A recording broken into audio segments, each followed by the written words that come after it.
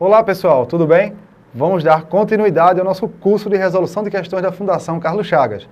A gente ainda está trabalhando com a mesma prova, né, que das aulas anteriores. Lembra que eu comentei que eu prefiro resolver provas fechadas, né? Porque a gente sai de uma questão de segurança, vai para uma questão de Excel, vai para uma questão de Word.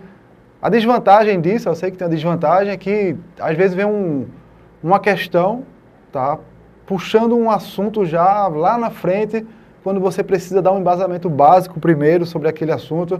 Às vezes isso fica um pouquinho complicado de a gente inserir na questão, mas eu acredito que essa forma é melhor. Ué, agora que eu notei, pessoal. CESP não, a FCC, tá? Os slides estão com a capa do slide do outro curso, mas isso aí não tem problema nenhum, tá? Mas fica a correção.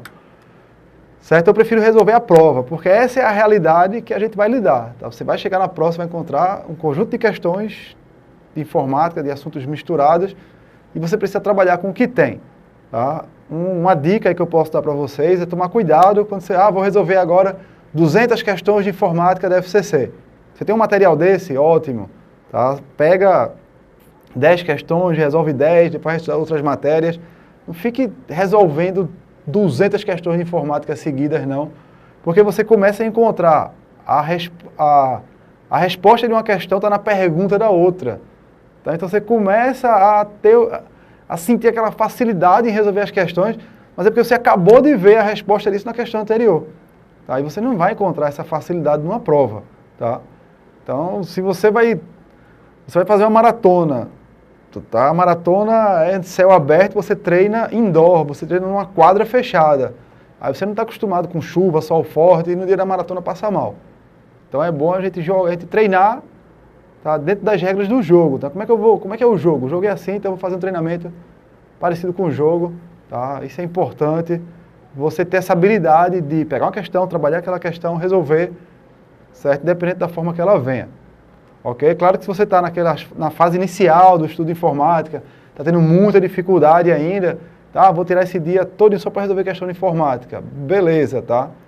Mas cuidado com esse efeito, né? De dar aquela sensação de, caramba, estou acertando um monte de questão, e depois de uma semana, quando você pega um simuladozinho rápido de 5 questões, aí trava e não consegue resolver, tá? Então só cuidado com esse efeito aí. Vamos lá. Tá, a gente está nessa prova do TCE ainda, tá? Uma prova de 2014 para auditor público externo. Os serviços da internet são disponibilizados por meio dos protocolos do conjunto TCP/IP, em que o protocolo IP é utilizado para identificar cada um dos computadores, terminais, dispositivos e servidores da rede internet. Aí ele já diz o que é o IP, né? Já explica o que é. Entretanto, como a memorização dos endereços IPs não é intuitivo e fácil, foi estabelecida a identificação equivalente por meio de nomes de domínio. O serviço de rede do conjunto TCP/IP, que realiza o correlacionamento entre o nome de domínio e o respectivo endereço IP é o... Bom, veja que ele na própria questão ele traz um embasamento aí técnico, né? Já explica algumas coisas. Tá? Ele já diz o que é o IP, que é uma identificação dos dispositivos em rede. Ele já explica o que é o nome do domínio, é uma forma de facilitar essa identificação. E o que ele saber o que é que faz a correlação entre o nome do domínio e o endereço IP. Tá? Veja que essa questão ela fala de protocolo, ela fala do TCP/IP, ela fala de IP, ela fala de um monte de coisa, tá? Que a gente precisa saber para entender a questão. Claro que a questão é fácil. O que faz a correlação entre o nome do domínio e o endereço IP é o DNS, é o Sistema de Nomes de Domínios. Tá? Então é o DNS que faz isso. O SNMP, o DHCP, o HTTP, a URL... Bom, eu não vou entrar detalhando cada um desses, não. Isso vai aparecer em outras questões, a gente resolve quando aparecer lá pela frente. Ok? Vamos focar... A própria questão já traz uma série de elementos interessantes para a gente trabalhar. Essas outras alternativas a gente trabalha em um outro momento. Então vamos começar. Bom, primeira coisa falando sobre o protocolo. Eu não falei realmente, não preparei um slide sobre o protocolo, mas o protocolo, acho que, não sei se foi nesse curso da FCC ou da CESP, que eu expliquei mais ou menos o que era o protocolo. O protocolo ele é um padrão de comunicação entre sistemas. Tá? A finalidade do protocolo é definir um conjunto de regras que permita que sistemas diferentes possam se comunicar. Eu até dei o exemplo, tá? Imagina que você tem aqui o sistema A e um sistema B querendo se comunicar. Tá? Nesse caso, a comunicação vai ser um envio de e-mail, uma coisa simples. Tá? E esse sistema A utiliza um Windows em português. O sistema B, ele é um Linux em japonês. Tá? Vamos colocar duas coisas bem diferentes. Então você tem um computador com Windows em português e um outro com Windows em japonês. E você precisa mandar um e-mail de um para o outro. Vai funcionar? Eu posso mandar esse e-mail do Windows em português para um Windows japonês? Claro que pode. Tá? Na hora que você manda um e-mail para alguém, você não fica preocupado. Qual é o sistema operacional do destinatário? Não. Basta saber o e-mail do destinatário para mandar essa mensagem. Tá? Porque o envio de e-mail, ele usa as regras do protocolo SMTP, o Simple Mail Transfer Protocol, protocolo simples de transferência de mensagem, vai utilizar as regras do protocolo. Então ele cria um padrão de comunicação para o envio desse tipo de mensagem. Não interessa qual é o sistema A, não interessa qual é o sistema B. Tá? Então isso é o protocolo, padronizar a comunicação.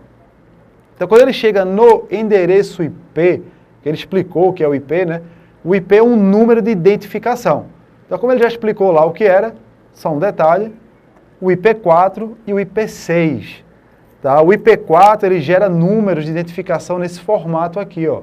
São 4 números separados por ponto, cada número de 0 a 255. Tá? No IP versão 6, aí são 8 hexadecimais separados por 2 pontos. Lembra do hexadecimal? Vai de A a F. Tá? Então está aqui ó, um número de identificação do computador em rede. Para entender o IP, é só você abrir a carteira e puxar o CPF. Tá? O que é o CPF? É o seu número de identificação. Tá? Quando você vai fazer um concurso, por exemplo, ou vai se inscrever em qualquer lugar. Tá? O seu nome é importante, eles vão perguntar o nome do pai, nome da mãe, mas o CPF é quem realmente vai te identificar como pessoa. É o CPF. Tá? Então você tem o cadastro de pessoa física, então você tem o CPF que te identifica. Então o CPF é o seu endereço IP, tá? É o seu número de identificação. A diferença é que o CPF é único no Brasil, para cada pessoa, e em redes diferentes, você tem uma rede aí na sua casa, eu tenho uma rede aqui que eu vou passar. O IP desse computador que eu estou usando pode ser o mesmo IP do seu computador na sua rede doméstica aí, tá? Na rede da sua casa. Então são redes diferentes, aí pode ter o mesmo IP. Tá? Na internet, as máquinas que estão na internet, elas têm IP diferente. Aí você agora parou e falou, sim, mas a minha máquina está na internet, a sua está na internet, e o IP é igual? O IP na nossa rede. Para a internet, esse meu computador, ele não existe na rede. Tá? Quem vai estar na rede vai ser o roteador, ele tem o IP, é o IP dele que vai estar sendo identificado. Tá? Para a rede interna, o roteador ele vai criar uma outra rede com IPs específicos da rede interna. Esse IP nosso, da rede doméstica, não vai para a internet. Tá? Então é o seu número de identificação. Ok? Só que para facilitar a comunicação com você, a gente não usa o CPF, a gente usa o seu nome. Tá? Então o nome é para facilitar a comunicação. Da mesma forma é o domínio. Tá? Como a questão disse lá, os IPs não são simples de serem memorizados. Você não vai acessar um site através do IP do site. Você vai utilizar o nome de domínio. Tá? Então esses nomes são registrados no Brasil. Esse registro é feito no registro.br. Tá? Então é aqui que é feito o registro de nome de domínio. Tá? E na hora que você faz o domínio, você vai identificar o nome que você quer usar e o IP da máquina que vai ter o seu site disponível na internet. E aí o domínio é que faz essa correlação. Tá? Então você vai registrar um nome associado àquele IP. Então correlacionou e a partir daí você vai conseguir acessar através do domínio. Então como é que isso vai funcionar? Primeiro, o usuário ele quer acessar um servidor específico, ele está procurando esse servidor aqui. Ele vai abrir o navegador, vai colocar www.euvopassar.com.br e vai apertar Enter. ele não vai direto para o servidor procurado. Primeiro, ele vem no servidor DNS. O servidor DNS é que vai ter essa correlação do registro do domínio, que foi feito no registro.br, com o IP do servidor procurado. Então, ele vai identificar, tá? Eu vou passar .com.br, está associado a esse IP de computador. Então, ele vai devolver o IP para o usuário que está fazendo a solicitação, e aí o usuário vai ser redirecionado para o servidor que ele realmente está procurando. Então, é assim que funciona a internet. Então, veja, e aí é uma coisa interessante, tá? Que eu gosto de chamar a atenção. O servidor DNS, o registro de domínio, tudo isso foi criado para facilitar o uso da internet, para que o usuário, tá? Você, eu, no papel de usuário, não tenha nem que saber o que é o endereço IP. Tá? A gente não precisa saber de nada disso. Qual foi a ideia? Poxa, vamos transformar a internet em uma coisa simples de usar, que as pessoas possam utilizar sem ter a necessidade de um conhecimento técnico específico. Tá? Então, os caras se reuniram, pesquisaram, estudaram, definiram essa tecnologia. Aí vem uma questão de concurso de o que é o endereço IP, o que é o DNS. Você, usuário, eu, quando usuário, a gente não precisa saber disso para poder usar a internet. E foi criado um esforço muito grande, tá, para criar um mecanismo para que você não precisasse saber. Aí vem uma questão de uma prova e joga tudo por água abaixo e pergunta para você, usuário, o que é um IP, o que é um DNS. Isso não existe. Não faz sentido nenhum perguntar esse tipo de coisa, porque se você estiver no trabalho e sua internet não funcionar, você vai ligar para o suporte. Suporte, minha internet não está funcionando. Aí o suporte vai perguntar, tem alguma mensagem na tela? Aí você vai, tem alguma coisa aqui com erro de DNS. Aí ele, já sei o que é, vou resolver o problema. Pronto. Você precisa, você vai ligar para o técnico, vai fazer um relatório técnico do problema, porque você entende o que é o IP, você entende o que é o DNS, você sabe o que é o DHCP. Não precisa de nada disso, tá? Para poder usar o computador e usar a internet. Não precisa. Mas essas questões, infelizmente, elas puxam, algumas pessoas defendem, tá? Isso daí, eu particularmente não defendo. Você não precisa saber isso para usar o computador. Ok? Então vamos lá. Atualmente, grande parte das instalações físicas de redes de computadores é realizada utilizando a tecnologia Ethernet com cabos de pares trançados. Se o DNS e o IP, que é uma coisa que já está ali em contato, pelo menos aparece para você, né, quando você está navegando, não precisa saber quanto mais isso, né? Saber, entender de arquitetura de rede, entender de tipo de cabeamento, bom. Nesse tipo de instalação, utilizando a tecnologia Ethernet com cabos de pares trançados, um defeito em um dos computadores conectados não afeta o funcionamento da rede. Eu estou até desanimado com essa questão. Vamos lá. Utiliza-se menos cabos do que em uma instalação semelhante utilizando cabos coaxiais. São disponibilizados maior largura de banda e velocidade do que permite os cabos de fibra óptica. O conector utilizado nas terminações dos cabos é o denominado UTP. A topologia de rede estabelecida é do tipo barramento. Olha a quantidade de embasamento técnico que você tem que ter para resolver essa questão. Tá? A resposta é letra A. Vamos entender por quê. Tá? Vou passar mesmo em branco isso daqui. Vamos para as explicações. Vamos formar esse conhecimento do que a gente precisa para conversar sobre ela. Primeira coisa, o que é o Ethernet? O Ethernet é uma arquitetura de rede. Vamos lá. É uma arquitetura de rede. E o que é uma arquitetura de rede? A arquitetura de rede ela vai determinar qual é a topologia, que tipo de cabo vai ser utilizado, tá, na montagem da estrutura física dessa rede. Tá? Então, a arquitetura é a definição de um conjunto de características para construção física daquela rede de computadores. Então, o Ethernet é o que a gente usa hoje em dia. Né? Então, quando fala... Você chega numa loja e fala, eu quero comprar uma placa de rede. Você está levando uma placa de rede padrão Ethernet. Tá? Então, você não precisa especificar para que arquitetura essa placa de rede. Então, já é o padrão do mercado e já é o Ethernet. Tá? Quando falamos de topologia, você tem a topologia em barramento, em anel e em estrela. No Ethernet, a gente usa a topologia em estrela, tá? Então, o Ethernet, a gente usa esse daqui, e é isso que responde a questão, a letra A, tá? No barramento, você tem uma via única de comunicação, uma via principal de comunicação, tá? Por onde vai passar toda a comunicação da rede. Então, você tem aqui, ó, o computador 1, o 2, o 3, o 4 e o 5. O 1 quer falar com o computador 5, ele fala para todo mundo ouvir. O 2 ouve, o 3 ouve, o 4 ouve, ignoram porque a mensagem não é para ele.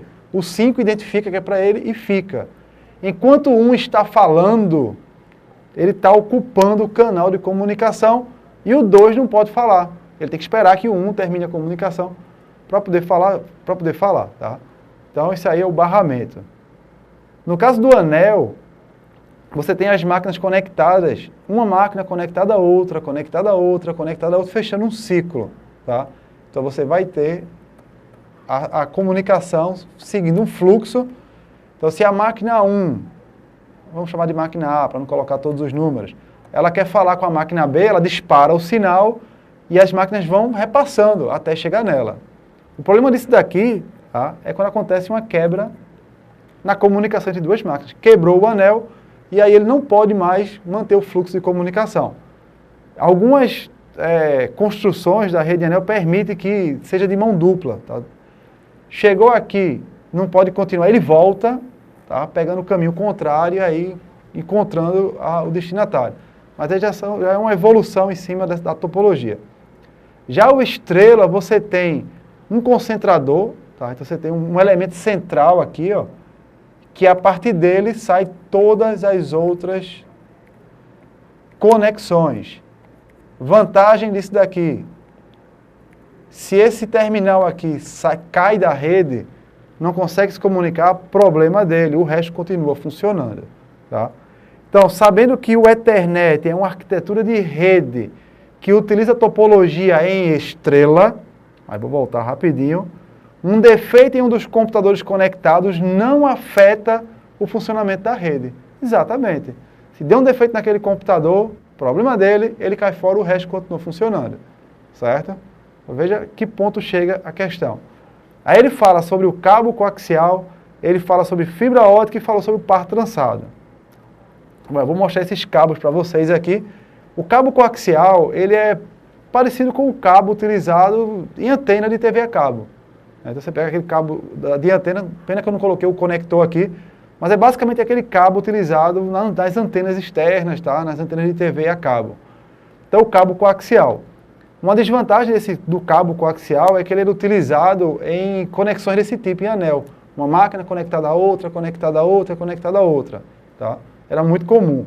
Inclusive, na época que eu trabalhava como suporte, isso não aconteceu comigo, mas foi um amigo meu que fazia manutenção em empresa, ele relatou que uma vez por mês, pelo menos, em uma determinada fábrica que ele dava manutenção, a rede caía, tá? E ele era chamado, tipo assim, 2 horas da tarde, e tinha que liberar todo mundo porque não funcionava mais nada. Toda a rede caía, bastava um ponto cair, toda a rede caía. Eles tinham que procurar qual era o ponto que tinha aberto e para a rede não funcionar mais. E o que eles descobriram é que o pessoal da própria empresa ficou sabendo dessa informação e eles desconectavam o computador. Tá? Deixava lá mal conectado, a rede caía, parava tudo de funcionar. Tá? A maldade, né? Mas era mais ou menos assim que funcionava. Tá? Então você tem esses cabos coaxiais. Hoje em dia, eu vou até pular o fibra ótica, quando você monta uma rede doméstica, né? uma rede local, o como é utilizar os cabos de par trançado. O cabo de par trançado é o mesmo cabo utilizado, mesmo tipo de cabo utilizado nos fios de telefone. Tá? Ele é chamado de cabo de par trançado porque ele é formado por um conjunto de pares trançados um no outro. Pode perceber que eles estão trançados, formam uma trança, né?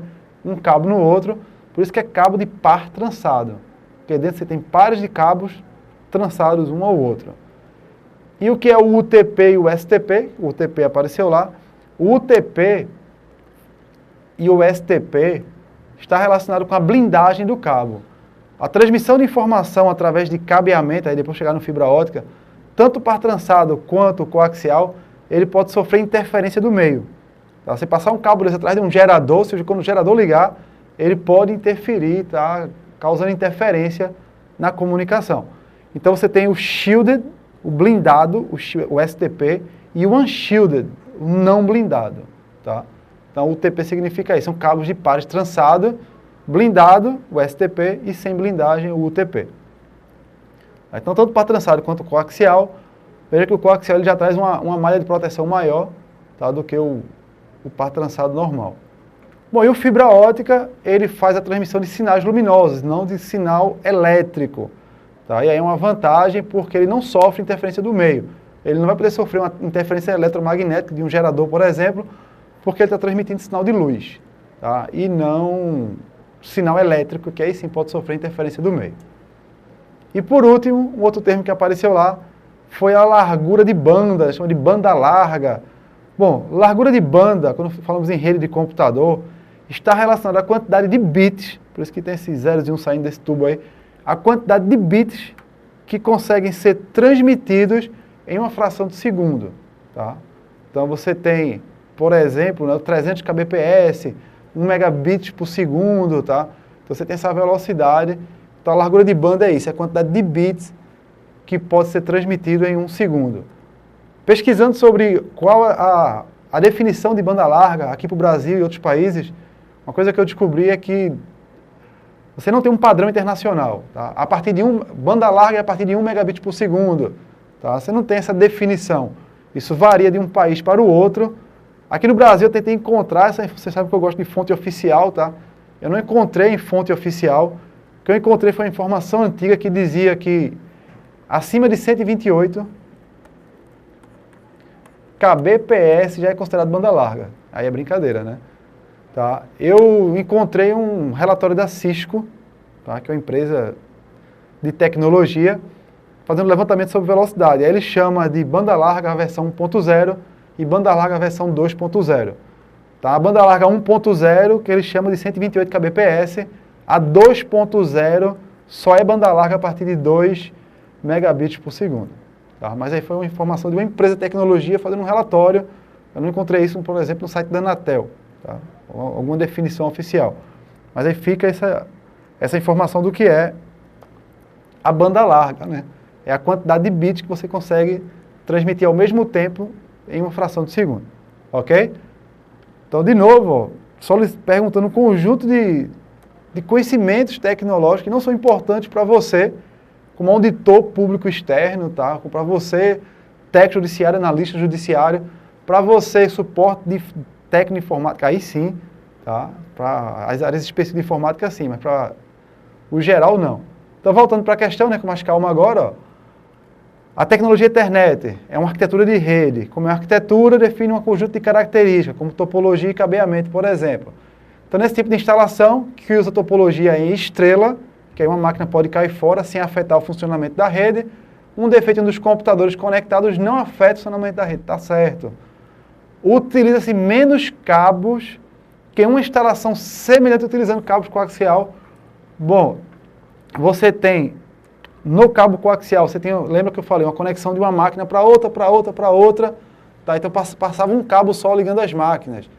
No estrela não, é um cabo para cada um. Tá? Então imagina que se você ia ligar 3 computadores, você puxava um cabo só, aí de um computador para o outro, fechou, e no par trançado você tem que ter 3 cabos, um para cada computador. Então, nesse caso, não é. São disponibilizados maior largura de banda e velocidade do que permite os cabos de fibra ótica. Não, o cabo de par trançado não é mais rápido que o cabo de fibra ótica. Tá? O cabo de fibra ótica, a transmissão através de fibra ótica ela é muito mais rápida. Aí você vai dizer, vai na velocidade da luz. Não é na velocidade da luz, tá? Porque os equipamentos não conversam na velocidade da luz, são elétricos. A transmissão é um pulso de sinal elétrico, tá? Mas não é, as coisas não vão funcionar na velocidade da luz, porque as máquinas não funcionam nessa velocidade, tá? Então não estava nada, você mandar um trilhão de informação, se a máquina do outro lado não vai conseguir processar isso na velocidade tão grande, tá? Então tem um controle aí também, aí mantém uma velocidade, mas a fibra ótica é bem mais rápida do que o par trançado. O conector utilizado nas terminações dos cabos é denominado UTP, o conector Não. O cabo, normalmente ele não é blindado, ele é UTP. O conector, aí faltou isso aqui para mostrar para vocês, é um RJ45, conector RJ45, que é um conector parecido com aqueles conectores do aparelho telefônico, tá? Ali é um RJ11. Então esse aqui tem um RJ45, esse é o conector. Ali ele está falando sobre o tipo do cabo UTP. Tá? Então não tem nada a ver. A topologia de rede estabelecida do tipo barramento, não, é estrela. Certo? É estrela, não, só tem um detalhe, que se você tiver apenas 2 computadores, você pode ligar na conexão internet e um diretamente com o outro, ligando cabo a cabo, sem precisar do concentrador. Tá? Nesse caso, você está fazendo uma conexão de barramento. Os dois ali conversando um com o outro através de um cabo só. Esse aqui ficou perigoso, letra E, tá? Porque para um caso específico, a gente ainda pode até ter o barramento. É um computador ligado diretamente ao outro. Ok? Então, de novo, uma questão, né, que traz uma carga técnica muito grande. Tá? Você tem o curso de redes do professor João Antônio, lá na página de curso dele. É muito importante fazer. Foram 2 questões.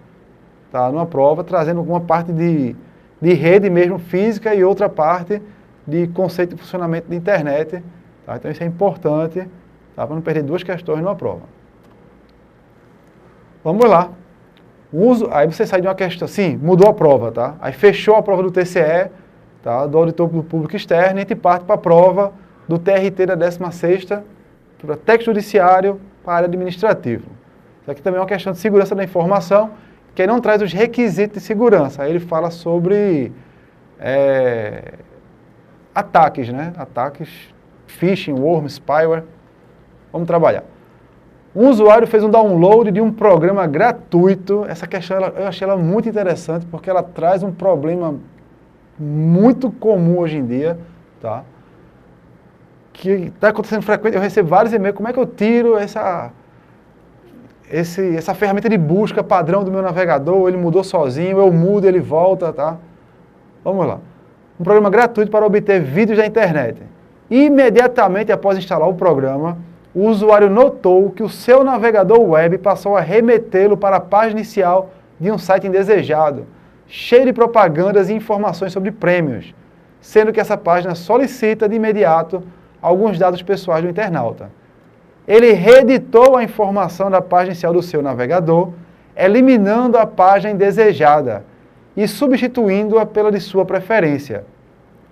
Surpreendentemente, a cada vez que o navegador era reiniciado, ou quando era selecionada a abertura de uma nova página da internet, o site indesejado voltava a ser exibido. Então, você vai lá nas configurações, muda a página inicial e, mesmo assim, ele continua com a configuração anterior. Esse tipo de ocorrência refere-se a um phishing, um worm, um spyware, um trojan, um sniffer, tá? O que foi, né? Vamos lá. Bom, logo no começo da questão, ele já lhe dá a resposta. Se você ler a questão com calma, você já identificou o que é, o que causou isso daí. Tá?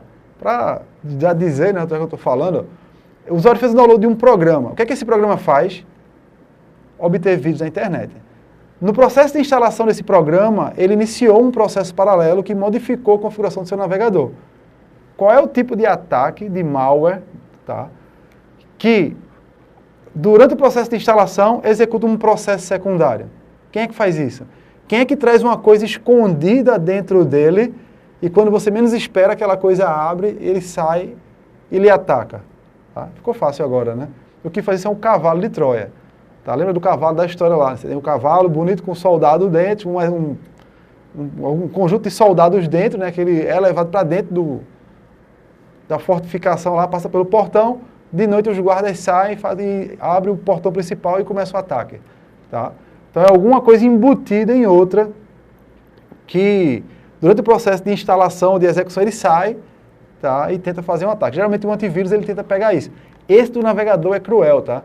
Porque o do navegador é como se você tivesse dado a permissão dele fazer isso. Então ele não faz de uma forma escondida, tá? Geralmente sem perceber, você dá a permissão, tá? Para ele poder fazer isso. Então isso aí é um cavalo de Troia. Então, sabendo que é um cavalo de Troia, você já vai olhando a letra D, Trojão, cavalo de Troia, que pode ter sido obtido no momento do download da aplicação para obter vídeos e em seguida ter sido executado pelo internauta. Então está embutido lá no download que você fez. O que é o phishing, o que é o worm, o que é o spyware e o que é o sniffer. Então são elementos importantes do assunto de segurança da informação, diferente daquela outra questão que fala sobre os requisitos, autenticidade, integridade, confidencialidade. Aqui ele traz já o outro lado que a gente precisa conhecer também. Bom, mas eu quero detalhar cada elemento desse daqui. E o que a gente vai fazer é deixar você um pouquinho na vontade, tá? Mas a gente vai tratar sobre esses elementos na próxima aula, tá certo? Até lá!